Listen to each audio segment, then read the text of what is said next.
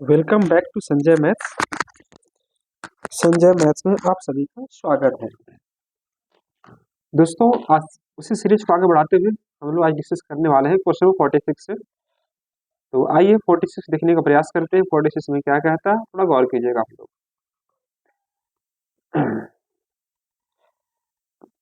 दोस्तों, यहाँ पर यह कह रहा है कि देखो, how many 100 digits positive number are there, मतलब 100 अंकों की कितनी धनात्मक संख्याएं हैं।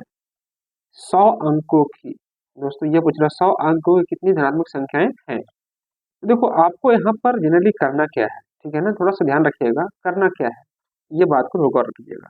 ये कोई भी संख्या जब हम स्टार्ट करते हैं ना, तो जीरो से नहीं स्टार्ट करते हैं, है ना।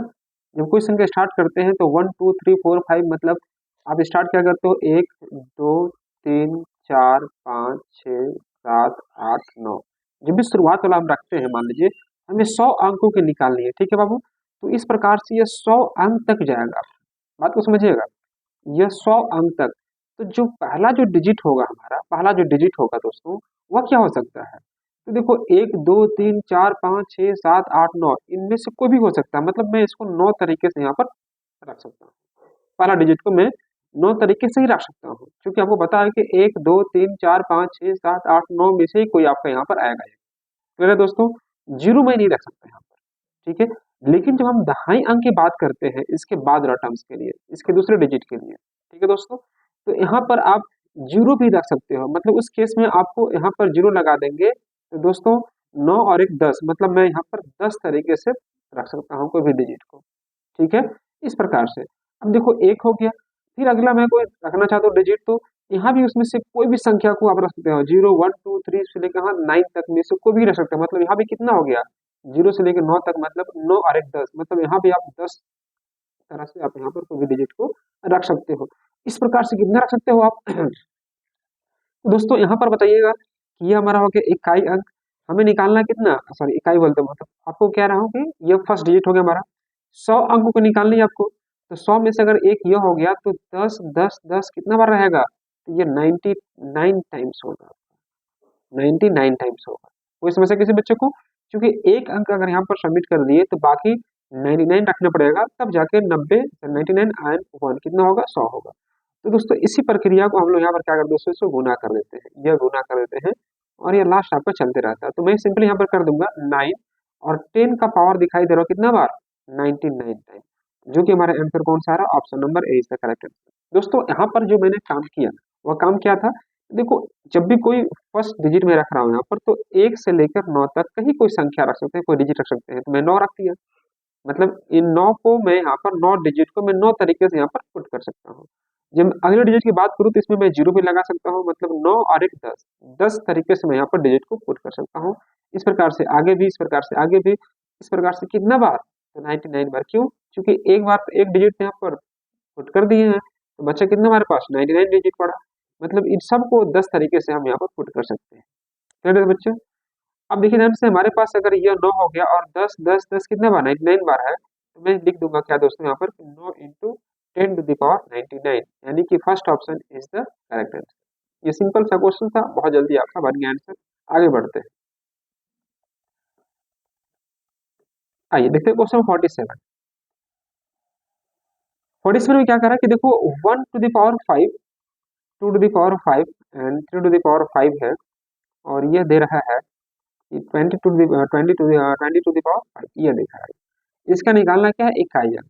तो दोस्तों इकाई निकालने के लिए आपको पता होना चाहिए कि इकाई कैसे निकालते हैं। तो दोस्तों आपको पता होगा, जब भी किसी संख्या का लास्ट डिजिट या तो 2 3 7 या 8 हो, साइक्लिसिटी 4 बनती है उसकी, ठीक है। 4 और 9 के लिए साइक्लिसिटी कितनी बनेगी इसकी, तो 4 और 9 के लिए साइक्लिसिटी 2 बनती है ना। और 0 1 5 और अगर 6 है दोस्तों, तो उसमें हमारा कोई चेंजेस नहीं होता है, नो चेंजेस। तो आपको पता होगा दोस्तों कि 0 का पावर कुछ भी कर लो 0 होगा, 1 का पावर कुछ भी कर लो 1 होगा, 5 के पावर कुछ भी कर लो 5 ही होगा, इसलिए कोई फर्क नहीं पड़ता है, ठीक है ना। तो देखो, आप अगर यहाँ पर पूरी जो संख्या 20 तक है, 20 तक निकालने की जरूरत नहीं आपको। क्या कीजिए कि 1 से लेके 10 तक आपको निकालना होगा, और 10 का जब मैं स्टार्ट करूँ 11 से, तो 11 से फिर से वही आ जाएगा, 11 में 1, 12 में 2, 13 में 3, 14 में 4, और फिर से डिजिट रिपीट करने लगेगा, ठीक है ना। तो जनरली आपको 10 तक जाना है आपको। देखो, तो अगर मैं 10 तक जा रहा हूँ, 10 तक अगर सपोज जा रहा हो दोस्तों, मैं चलो आपको लिख ही दे रहा हूँ। 1 to the power 5, 2 to the power 5, 3 to the power 5, 4 to the power 5, 6, 4 के बाद 5 to the power 5, 6 to the power 5, 7 to the power 5, 8 to the power 5, 9 to the power 5 और 10 to the power 5। 10 तक आपको जाना हो। अब से 20 तक क्यों नहीं जा रहे हैं? तो देखो उसके बाद सेम डिजिट आपको रिपीट कर रहा होगा। 11 में आएंगे तो 1 आएगा, 12 में 2 आएगा, 13 में 3 आएगा, 14 में 4 आएगा। मतलब इसको आप अल्टीमेटली क्या करो, 2 से गुना कर दो। ठीक है ना, मैंने 2 से गुना कर दिया क्योंकि 2 बार रिपीट होगा। अब देखो 1 का पावर कुछ भी करेंगे तो 1 ही रहेगा, मैंने यहाँ पर 1 कर दिया। 2 का पावर कुछ भी करेंगे तो देखो इसका साइक्लिसिटी क्या बनता है, 4 बनता है। तो 4 से अगर 5 को डिवाइड करते हो पावर को तो 1 बचेगा, तो 2 का पावर 1 मतलब यहाँ पर 2 आ जाएगा। ठीक है ना, फिर यहाँ 3 के लिए 4 से डिवाइड करेंगे पावर को, तो 5 को मैं 4 से डिवाइड करता हूँ तो 1 बचेगा, मतलब 3 का पावर 1 मतलब 3 आ जाएगा। 4 के लिए साइक्लिसिटी कितनी बनती है दोस्तों, 2। बोलो है ना। तो अगर मैं 4 को सॉरी 5 को मैं 2 से डिवाइड करता हूँ तो बचेगा रिमाइंडर कितना आपका 1, मतलब 4 का पावर 1 मतलब कितना 4 हो गया। 5 का पावर कुछ भी कर लो 5 ही आएगा। 6 के लिए तो नो चेंज होगा, 6 ही होगा। 7 के लिए क्या होगा, 7 के लिए पावर 4, पावर को 4 से डिवाइड करेंगे तो 4 से मैं डिवाइड करूंगा 5 को तो बचेगा 1, तो 7 का पावर 1 मतलब यहाँ पर 7 हो गया। ठीक है। 8 के लिए, तो 8 के लिए साइक्लिसिटी कितनी होती है, 4 होती है। इसके पावर को डिवाइड करना है, 8 का पावर 5 है तो 5 को डिवाइड किए 4 से, इसे 4 से डिवाइड कीजिए तो बचेगा 1। बोलिए तो 8 का पावर 1 मतलब 8 हो जाएगा। 9 के लिए, तो 9 के लिए साइक्लिसिटी कितनी बनती है, 2 बनती है। तो पावर को डिवाइड करो कितना से, 2 से, देखो देखो 4, 1 बचेगा रिमाइंडर, मतलब यहाँ पर 9 कर देंगे। और 10 का पावर कुछ भी करेंगे दोस्तों तो क्या बनेगा आपका, लास्ट में 0 ही आएगा। अब यही चीज आपको 2 बार करना है तो 2 से गुना कर दिया हमने। अब दोस्तों यहाँ पर आप एक बात बताना कि अगर मैं यहाँ पर देख रहा हूँ कि 9 तक मुझे जोड़नी है, 1 से लेकर 9 तक, तो 9 इंटू 10 बटे में 2 कर दिए, और यहाँ पर 2 ए वाला है तो 2 और 2 कट गया, 9 10 90। इसका इकाई अंक लेना है, तो इकाई अंक लेना है 0, तो इकाई अंक 0 यानी ऑप्शन नंबर कौन सा, option number A is the correct. हमारा जो आंसर हुआ दोस्तों ऑप्शन नंबर ए।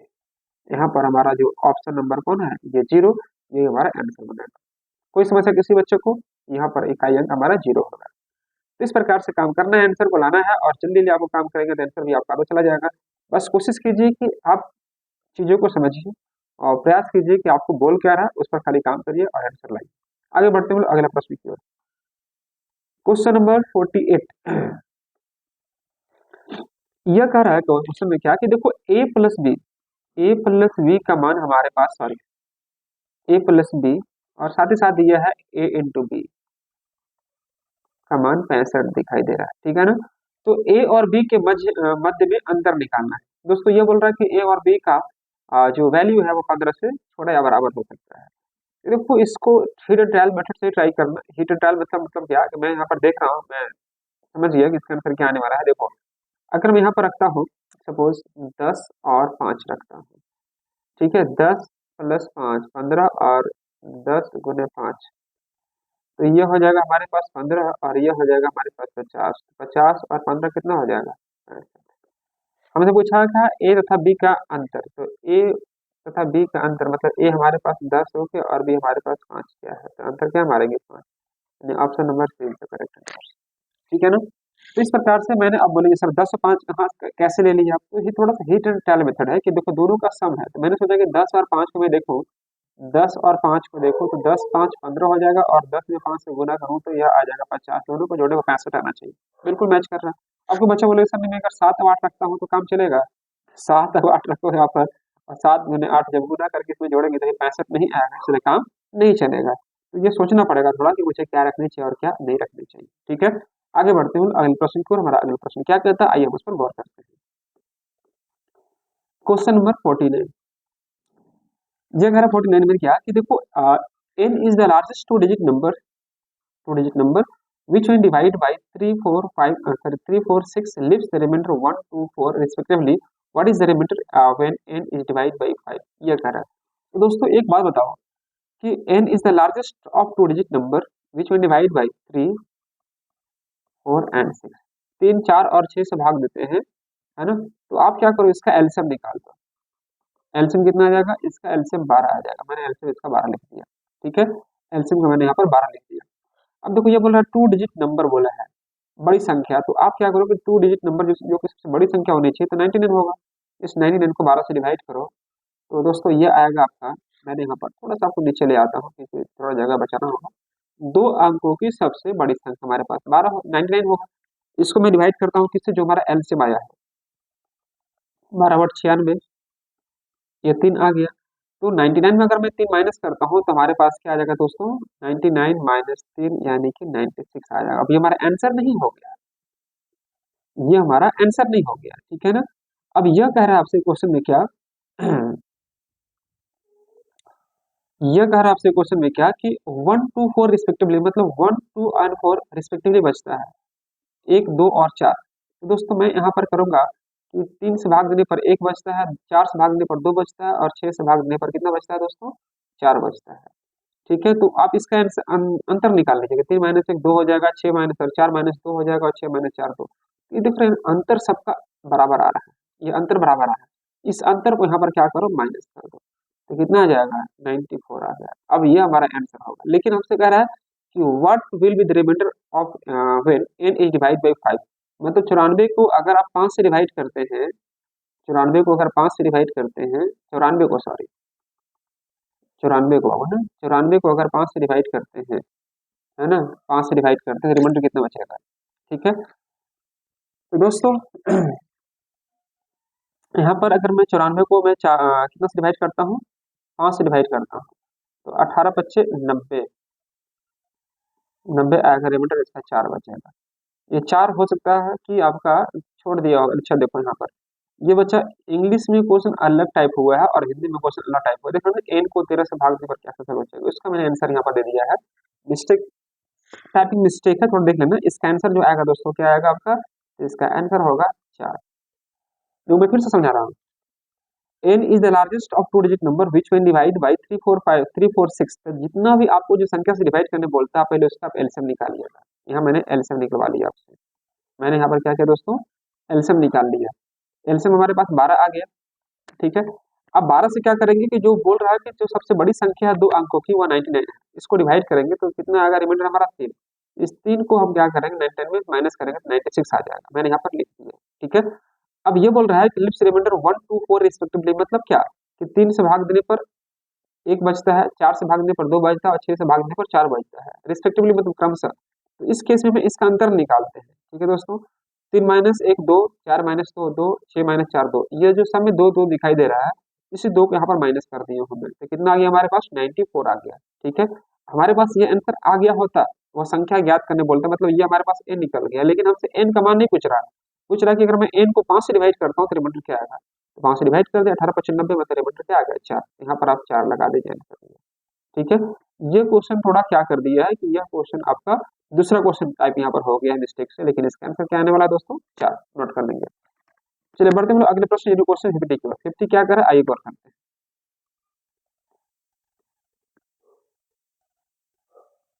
ध्यान से देखिएगा। 50 में हाँ, किसी किसी धनात्मक संख्या, अगर मान लीजिए सपोज यहाँ पर जस्ट ए सेकंड में, ये तो मैंने आपको अंग्रेजी वाला क्वेश्चन का सोल्यूशन दे दिया, मैंने इसका सॉल्यूशन आपको दे दिया। ठीक है, इसका आंसर कितना आ गया, 4 आ गया। लेकिन मान लीजिए इस क्वेश्चन का अगर मैं सॉल्यूशन देना चाहूँ तो क्या करेंगे, 3 अंकों की सबसे छोटी अभाज्य संख्या निकालनी है, जो जब n हो तो n को 13 से भाग देंगे तो इसमें क्या आएगा। तो देखो 3 अंकों की जब सबसे छोटी अभाज्य संख्या क्या होती है दोस्तों, तो आपको पता होना चाहिए कि 3 अंक स्टार्ट कहाँ से होता है, 100 से स्टार्ट होता है। तो इसके बाद अभाज्य संख्या कौन है आपका, 101 है, ये तो हो नहीं सकता। तो 101 को अगर मैं डिवाइड करता हूँ कितना से, 13 से, ठीक है ना, 13 सत्ते 91, तब आंसर कितना आएगा, इसका 10 आएगा। उस केस में इसका आंसर आपका 10 है। ठीक है ना, तो इस क्वेश्चन का आंसर आपका 10 आ गया। लेकिन इंग्लिश वाला क्वेश्चन का आंसर क्या आ गया दोस्तों, इसका 4 आया था, जो कि मैंने अभी जस्ट बताया था। तो अगर मैं हिंदी वाला क्वेश्चन अगर बनाऊं, हिंदी को बेस बनकर, तो इसका आंसर आपका 10 आता है। ठीक है, आगे बढ़ते हैं हम लोग। क्वेश्चन नंबर 50 किया, जस्ट ए सेकंड। हाँ, क्वेश्चन नंबर 50 की ओर ध्यान से देखिएगा। हाँ,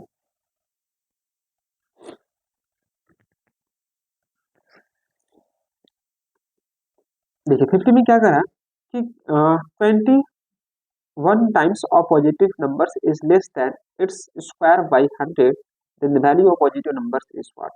किसी धनात्मक संख्या का 21 गुना, किसी धनात्मक संख्या का 21 गुना जो है उसके वर्ग से 100 कम है तो उस संख्या का मान क्या होगा? देखो, तो इस संख्या को आप मान लीजिए गुना कर दिए, कितना से 21 से, मैंने यहाँ पर 21 गुना कर दिया, 21 x हो जाएगा। अब यह जो है उसके स्क्वायर से 100 कम है तो आप 100 कर दीजिए यहाँ पर। तो दोस्तों अगर मैं इसको ऐसे कह दूं कि एक्स स्क्वायर माइनस 21x है ना, और माइनस 100, तो कोई समस्या यहाँ पर नहीं होगा। मैंने इसको साइड चेंज कर दिया ये आपका द्विघात समीकरण आ गया, ठीक है ना। अगर मैं यहाँ पर यह बात लिखूं, क्या लिखूं कि दोस्तों x square minus 25x minus sorry plus 4x minus 100 इसको 0, तो कोई समस्या नहीं आएगा। क्यों नहीं आएगा? क्योंकि गुना करने के बाद 100 आना चाहिए और घटाने के बाद 21 आना चाहिए। तो 25 में 4 से गुना करेंगे 100 आएगा, 25 के 100 और 25 माइनस 4 कितने 21 आएगा। बिल्कुल आपने सही किया यहाँ पर। तो x अगर मैं कॉमन निकालता हूँ दोस्तों तो x माइनस 25 हो जाएगा यहाँ पर, और मैं यहाँ पर 4 कॉमन निकालता हूँ तो x माइनस 25 हो जाएगा, यहाँ पर 0 हो जाएगा। देखो x माइनस 25 यहाँ पर कर दिए और साथ ही साथ यहाँ पर x प्लस 4 कर दिए दोस्तों, तो हमारे पास x का दो मान आएगा, एक आपका आएगा प्लस 25 और एक आएगा माइनस 4, जो कि नहीं लेंगे हम लोग, क्या लेंगे 25 लेंगे। 25 ऑप्शन नंबर कौन सा? यही तो करेक्ट है, ठीक है। तो इस प्रकार से आपने देखा क्या कि आप किस प्रकार से निकाल पा रहे हैं काम, और बहुत क्वेश्चन में जो यहाँ पूछ रहा है, एग्जाम में जो पूछा गया है वही सब क्वेश्चन मैं यहाँ पर अपनाने का प्रयास कर रहा हूँ। तो आप प्लीज इसको नोट करते चलिए, आगे बढ़ते चलिए, और किसी प्रकार की कोई समस्या आती है तो आप जरूर कमेंट में बताएं, ठीक है दोस्तों। उम्मीद करता हूँ ये सेशन आपको पसंद आया होगा, अच्छा लगा होगा। अगर अच्छा लगा होगा दोस्तों तो मैं चाहूंगा कि आप लाइक वाला बटन दबाना बिल्कुल भी ना भूलें, और हमारे चैनल को पहली बार अगर विजिट कर रहे हैं, पहली बार अगर वीडियो को देख रहे हैं, तो इससे पहले मैं तमाम कई वीडियो अपलोड किया हूँ नंबर सिस्टम बेस्ड, आप उसको पहले देखें, देन उसके बाद अगर इस वीडियो को देखेंगे तो चीजें आपको स्पष्ट रूप से समझ में आ रही होंगी, ठीक है। तो चलिए मैं इन्हीं शब्दों के साथ आज की क्लास को मैं फुल स्टॉप करता हूँ और मिलता हूँ मैं फिर अगली क्लास में। तब तक आप लोग अपना ख्याल रखें, अच्छे से रहें और मन लगा पढ़ाई को करते रहें दोस्तों। Thank you so much to all of you guys, bye bye, take care.